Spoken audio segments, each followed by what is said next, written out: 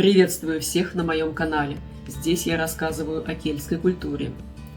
Святой Патрик, пожалуй, самый известный ирландский святой и один из самых узнаваемых христианских миссионеров в истории. Его считают просветителем и покровителем Ирландии, а его день – главный национальный праздник страны. По западному календарю День Святого Патрика отмечается 17 марта, а по православному – 30 марта. Сегодня этот праздник известен во всем мире. Люди надевают зеленую одежду, проводятся грандиозные парады, в некоторых странах даже окрашивают реки в зеленый цвет. И в этот день многие, конечно же, пьют много пива. Но что любопытно, такой формат празднования появился вовсе не в Ирландии. Традиция таких больших парадов возникла в США. Первый публичный праздник в честь Святого Патрика прошел в Бостоне в 1737 году, благодаря ирландским иммигрантам, которые и стали основоположниками таких масштабных парадов. Однако сам Святой Патрик был совсем не таким, как тот персонаж, которого позиционирует массовая культура.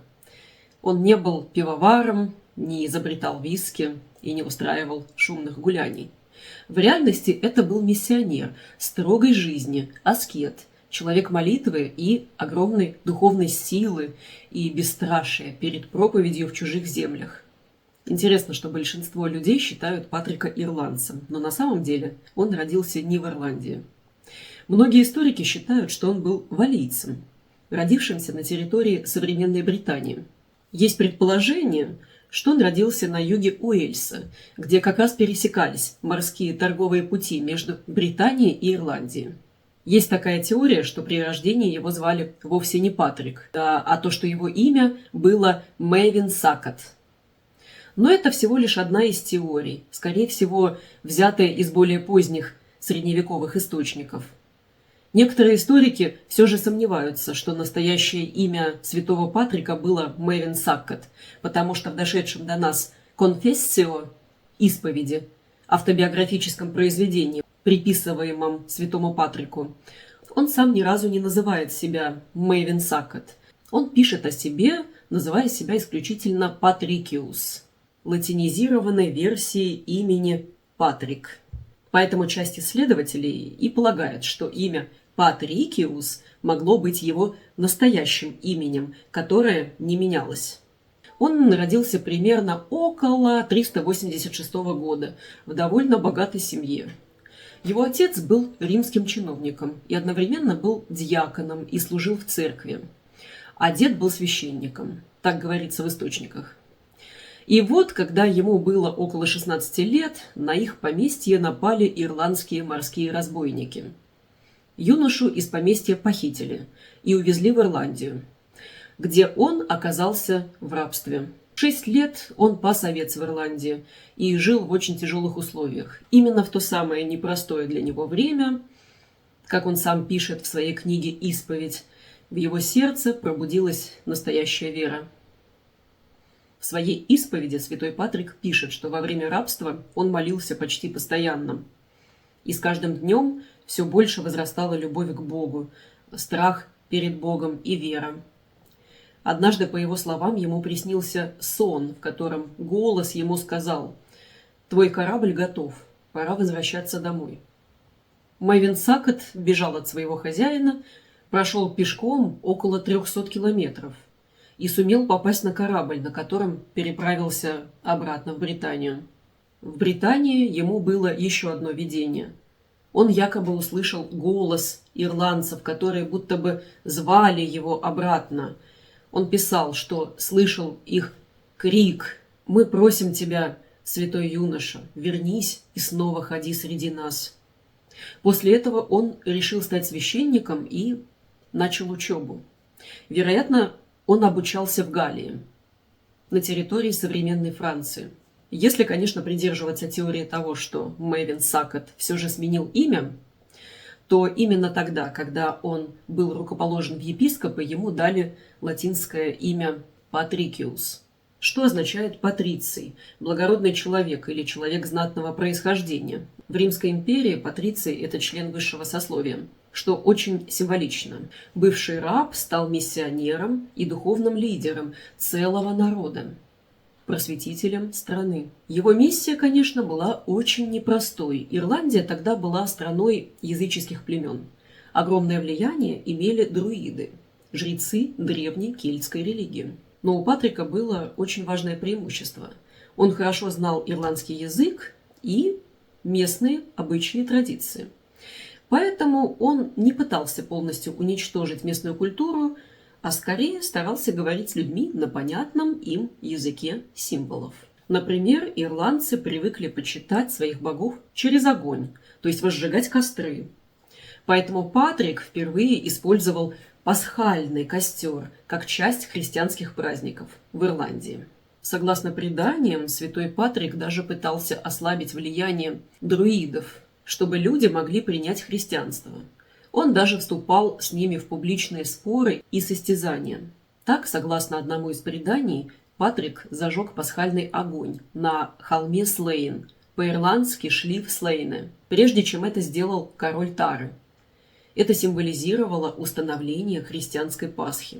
Этим действием Патрик фактически пошел против власти верховного правителя, показывая силу новой христианской веры и укрепляя свое влияние среди ирландских племен. Достаточно смелый поступок для того времени. Так вот, как вы понимаете, святой Патрик не искоренял местные обычаи и традиции, а искусно вписывал христианство в жизнь местного населения. Так существует красивое предание, что именно святой Патрик соединил мощный древний кельтский символ солнца с христианским крестом. Так появился знаменитый кельтский крест. В этом символе чудесно соединилась старая традиция острова и новая вера, принесенная миссионерами. Однако большинство ученых и историков все же считают эту теорию просто красивой легендой. Одним из важнейших центров его деятельности стал город Арма, административный центр графства с таким же названием, находящимся в Северной Ирландии. Арма считается духовной столицей Ирландии. Именно здесь, по преданию, святой Патрик основал свою главную церковь. Со временем Арма стала основным церковным центром всей страны. И до сих пор архиепископ Армы считается примасом всей Ирландии, то есть старшим среди всех ирландских епископов. Та первая церковь, которую святой Патрик построил в Арме около 445 года, не сохранилась. Вероятно, это было небольшое прямоугольное каменное здание, вокруг которого позже и вырос один из главных духовных центров Ирландии. Сегодня на месте церкви, которую некогда основал святой Патрик, стоит величественный собор святого Патрика в Арме. Именно здесь находится исторический центр ирландского христианства. Изначально этот собор был католическим, но после реформации XVI века он перешел к англиканской церкви Ирландии. Неподалеку от англиканского собора есть и второй, католический собор святого Патрика, построенный уже в XIX веке на соседнем холме. Поэтому Арму иногда называют городом двух соборов святого Патрика. Интересно то, что в Ирландии христианство существовало еще до Патрика. Некоторые источники называют первым миссионером епископа Палладия, которого направили просвещать остров из Рима. Но его миссия оказалась неудачной, и он вскоре покинул остров Ирландии. Также есть предание и о том, что христианская вера могла прийти в Ирландию и того раньше, еще до Палладия, через учеников Иоанна Богослова, одного из ближайших учеников Иисуса Христа, и автора Евангелия от Иоанна, и книги Откровения, последней и самой таинственной книги Нового Завета о конце света, последнем суде и втором пришествии Иисуса Христа. Однако именно святой Патрик смог стать тем самым просветителем Ирландии, который распространил христианство по всему острову, по всей Ирландии. Он основывал церкви, монастыри, школы. И это было очень важно, потому что в Ирландии именно монастыри стали центрами вообще всей жизни общества. Монахи и монахини фактически управляли жизнью страны, вот там, в те времена. В монастырях люди лечились, учились, там решались судебные вопросы, споры. Там в старости и немощи люди находили убежище и покой. На протяжении многих столетий именно монастырская система организовывала жизнь ирландского общества. Святой Патрик много путешествовал по стране, крестил людей, обучал священников и основывал христианские общины. Но его миссия была опасной. В своей исповеди он писал, такие слова есть там, что почти каждый день он ожидал, что его могут убить, захватить в рабство или устроить на него засаду. Не всем нравился святой Патрик и его смелые проповеди. В этом смысле его судьба часто сравнивается с библейскими пророками. Особенно сильна аналогия с ветхозаветным пророком Моисеем. Как Моисей вывел израильтян из египетского рабства, так и Патрик, по мнению средневековых авторов, вывел Ирландию из рабства язычества к христианской вере. В его жизни есть даже символическое сходство со странствием Моисея по пустыне. В одном из эпизодов из письменных преданий после бегства из рабства Патрик вместе с язычниками оказался в безлюдной местности. И несколько недель они все скитались без пищи. Когда люди уже начали падать от голода и истощения, они попросили его помолиться Богу. И по преданию вскоре перед ними появилось стадо свиней, которое спасло их от голода. С именем святого Патрика связана одна из самых известных легенд о том, что он изгнал из Ирландии всех змей. Здесь есть нюанс. Змеи в Ирландии никогда и не водились. Поэтому многие исследователи считают, что змеи – это скорее некий символ язычества и древних культов. А в некоторых народных рассказах говорится, что Патрик прогнал змей не просто в море, а в сторону Британских островов. Так, по шутливой народной версии, эти змеи оказались в Уэльсе. А народная фантазия, соответственно, пошла еще дальше, будто бы изгнанные змеи уплыли в Уэльс, и там они стали теми самыми драконами, которых так почитают в Уэльсе. Надо же было как-то объяснить эту любовь валлийцев к драконам. Вот народ и придумывал такие забавные легенды. Ведь дракон для валлийцев – это символ национальной гордости, символ силы и защиты. Красный дракон изображен на флаге Уэльса. Он символизирует у валлийцев стойкость, независимость и уходит корнями в легенды о королях и героях. В Уэльсе драконов любят и почитают. Их изображают на гербах, флагах, сувенирах и даже на названиях местных команд и школ и так далее. С драконами там также связаны сказания о победе добра над злом, о защите земли, о защите народа. Так что с улыбкой можно сказать, что Патрик прогнал драконов в Уэльс, и драконы стали символом страны. Исторический, а не легендарный святой Патрик оставил после себя всего 2 произведения – «Исповедь» и «Письмо к Коротику». В письме к Коротику он защищает христиан, проданных в рабство, и призывает их отпустить.